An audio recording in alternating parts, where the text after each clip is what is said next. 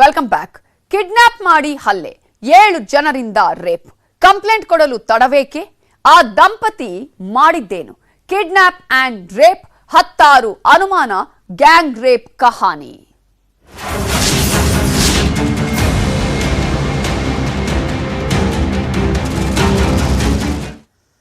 ಹಾನಗಲ್ನಲ್ಲಿ ಜೋಡಿ ಮೇಲೆ ನೈತಿಕ ಪೊಲೀಸ್ ಗಿರಿ ಆದ ಪ್ರಕರಣಕ್ಕೆ ಸಂಬಂಧಪಟ್ಟ ಹಾಗೆ ಹೆಂಡತಿ ಮೇಲೆ ಗ್ಯಾಂಗ್ ರೇಪ್ ಆಗಿದೆ ಅಂತ ಹೇಳ್ತಿದ್ದಾರೆ ಗಂಡ.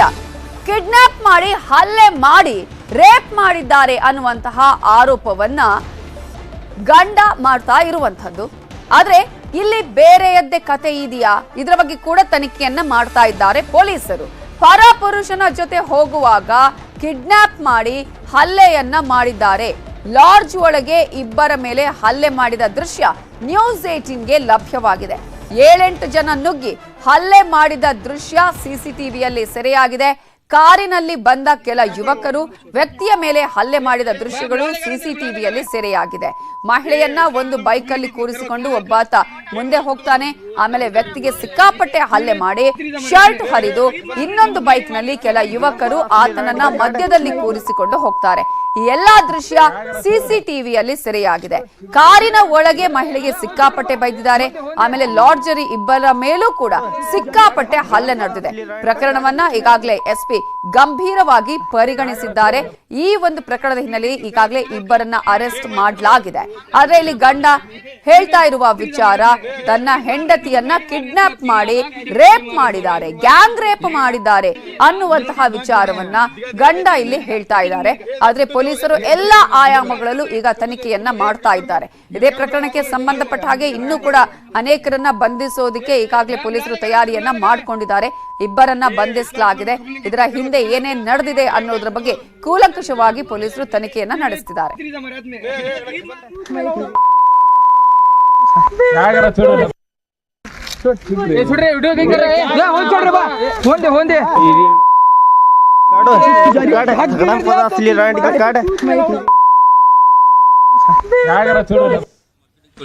ಕಿಡ್ನಾಪ್ ಆಗಿ ಸರ್ ರೇಪ್ ಆಗಿದೆ. ಸುಮಾರು ದಿವಸ ಆಗಿತ್ತು ಸರ್. ಇದು ಅವಳು ನನ್ನ ಹತ್ರ ಹೇಳಿಲ್ಲ, ತಂಗಿ ಹತ್ರ ಹೇಳಿತ್ತು. ಮತ್ತು ತಂಗಿ ನನ್ನ ಹತ್ರ ಹೇಳಿದ್ಲು. ಅವಳು ತಂಗಿ ಅಂತ ಏನಂತ ಹೇಳಿದ್ರು? ನನಗೆ ಎಷ್ಟು ಮಂದಿ ತಗೊಂಡು ಕಿಡ್ನಾಪ್ ಮಾಡಿ ರೇಪ್ ಮಾಡಿ ಹೊಡೆದು ಭಾಳ ಹಿಂಸೆ ಕೊಟ್ರಂತ. ಹಾಂ ಸರ್, ಭಾಳ ಹಿಂಸೆ ಕೊಟ್ಟರೆ. ಅದ್ರ ಯಾವ ವಿಡಿಯೋನು ಉಂಟು, ಕೊಡ್ತೇನೆ. ಯಾವ ಕಾರಣಕ್ಕೆ ಹಿಂಸೆ ಅಂತ? ಯಾವ ಕಾರಣ ಇಲ್ಲ ಸರ್, ಕಿಡ್ನಾಪ್ ಮಾಡಿ ತಗೊಂಡು ಹೋಗಿದ್ದಷ್ಟೇ ಗೊತ್ತಿದೆ. ಮತ್ತು ಬೇರೆ ಸುಮಾರು 1 ಇಂದ 2 ಗಂಟೆಗೆ ತನಕ ಒಂದು ಇನ್ಸಿಡೆಂಟ್ ರಿಪೋರ್ಟ್ ಆಯಿತು. ಒಂದು ಅಡಿಗಾ ಕಂಫರ್ಟ್ದಲ್ಲಿ 5 ಹುಡುಗ ಹೋಗಿದ್ದರು. ಅಲ್ಲಿ ಒಂದು ಹೋಟೆಲ್ ರೂಮಲ್ಲಿ ಒಂದು ಮಹಿಳಾ ಮತ್ತೆ ಒಂದು ಪೊಲೀಸರು ಇದ್ದರು. ನಮ್ಮ ಮೇಲೆ ಅವರು ಹೊರಗಡೆ ಕರ್ಕೊಂಡು ಸ್ವಲ್ಪ ಹಲ್ಲೆ ಮಾಡಿದರು. ಈ ಪ್ರಕರಣದಲ್ಲಿ ನೂರಾರು ಅನುಮಾನಗಳಿದೆ, ಉತ್ತರ ಸಿಗದ ಪ್ರಶ್ನೆಗಳಿದೆ. ಆ ಪ್ರಶ್ನೆಗಳನ್ನ ಕೂಡ ನಿಮ್ಮ ಮುಂದೆ ಇಡುವಂತಹ ಪ್ರಯತ್ನ ನಮ್ಮದು.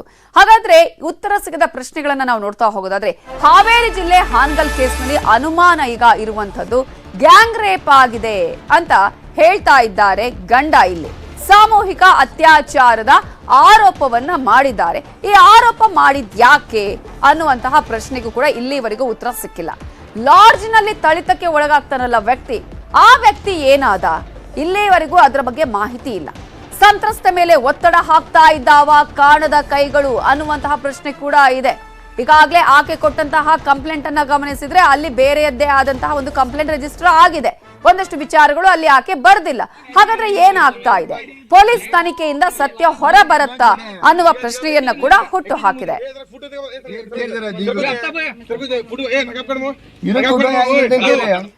ಇವೆಲ್ಲದರ ಬಗ್ಗೆ ಇನ್ನಷ್ಟು ಡೀಟೇಲ್ಸ್ ಕೊಡೋದಕ್ಕೆ ನಮ್ಮ ರಿಪೋರ್ಟರ್ ರಮೇಶ್ ಈಗ ನೇರ ಸಂಪರ್ಕದಲ್ಲಿ ಜಾಯಿನ್ ಆಗಿದ್ದಾರೆ. ಸಾಕಷ್ಟು ಅನುಮಾನಗಳಿದೆ ಈ ಒಂದು ಪ್ರಕರಣದಲ್ಲಿ.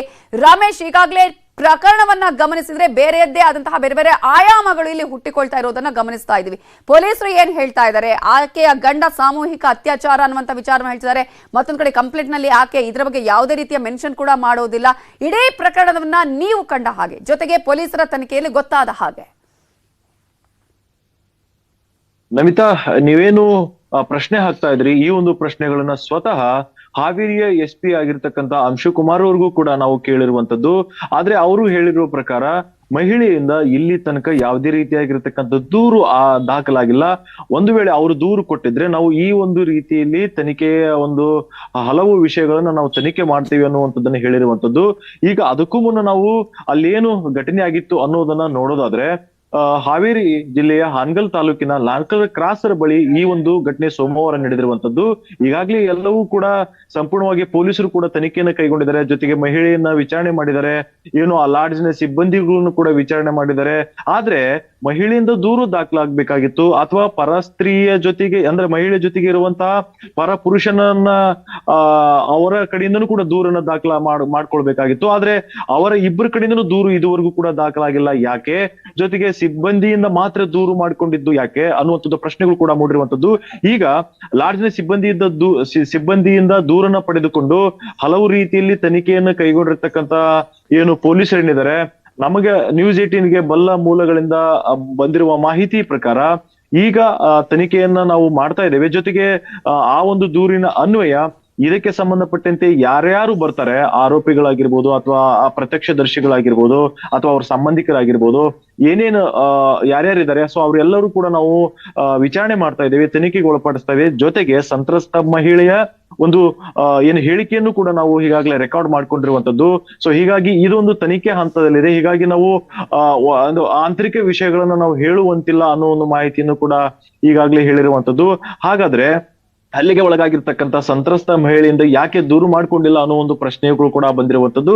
ಜೊತೆಗೆ ಏನು ಆ ಸಂತ್ರಸ್ತೆ ಇದ್ದಾರೆ, ಆ ಸಂತ್ರಸ್ತೆಯ ಸಮುದಾಯಕ್ಕೆ ಸಂಬಂಧಪಟ್ಟಂತೆ ಮುಖಂಡರಾಗಿರ್ಬೋದು ಅಥವಾ ಸಮುದಾಯದ ದೊಡ್ಡ ಹಿರಿಯರು ಆಗಿರ್ಬೋದು ಬಂದು ಏನಾದ್ರೂ ಅವರಿಗೆ ಒತ್ತಡವನ್ನ ಹಾಕಿದ್ದಕ್ಕೆ ಸತ್ಯಾಂಶವನ್ನ ಮುಚ್ಚಿಟ್ರ ಅನ್ನೋ ಒಂದು ಪ್ರಶ್ನೆ ಕೂಡ ಈಗಾಗಲೇ ತೋರಿರುವಂತದ್ದು. ಆದ್ರೆ ಸಂತ್ರಸ್ತೆಯ ಮಹಿಳೆಯ ಒಂದು ಪತಿಯೂ ಕೂಡ ಏನಂತಂದ್ರೆ ಆರೋಪವನ್ನು ಮಾಡಿದ್ದಾರೆ. ನಮ್ಮ ಒಂದು ಸಹೋದರಿಯ ಜೊತೆ ಬಂದು, ನಮ್ಮ ಹೆಂಡತಿ ಬಂದು ನನ್ನ ಮೇಲೆ ರೇಪ್ ಆಗಿದೆ ಅನ್ನೋ ಒಂದು ಮಾಹಿತಿಯನ್ನು ಹೇಳಿದ್ದಾರೆ ಅನ್ನೋ ಹೇಳಿಕೆ ಕೂಡ ಈಗಾಗಲೇ ಮತ್ತೆ ಬೇರೆ ಸ್ವರೂಪವನ್ನು ಪಡೆದಿರುವಂತದ್ದು. ನಮಿತಾ, ಪ್ರತ್ಯಕ್ಷವಾಗಿ ಮತ್ತು ಪರೋಕ್ಷವಾಗಿ ಈ ಒಂದು ಪ್ರಕರಣದಲ್ಲಿ ನಿಜವಾದ ತನಿಖೆ ನಡೆದಾಗ ಮಾತ್ರ ಸತ್ಯಾಂಶ ಏನು ಹೊರಬರಬೇಕು. ಥ್ಯಾಂಕ್ ಯು ರಮೇಶ್ ಡೀಟೇಲ್ಸ್ಗೆ. ಈಗ ಒಂದು ಚಿಕ್ಕ ಬ್ರೇಕ್ ಆದ್ಮೇಲೆ ಈಗಾಗಲೇ ಬೆಂಗಳೂರಿಗೆ ಕಾವೇರಿನ ನೀರಿನ ಸಮಸ್ಯೆ ಉಂಟಾಗ್ತಾ ಇದೆಯಾ, ಇನ್ನು ಎಷ್ಟು ದಿನಕ್ಕೊಮ್ಮೆ ನೀರು ಬರುತ್ತೆ, ಇದ್ರ ಬಗ್ಗೆ ಮಾಹಿತಿ ಕೊಡ್ತೀವಿ ಬ್ರೇಕ್ ಆದ್ಮೇಲೆ.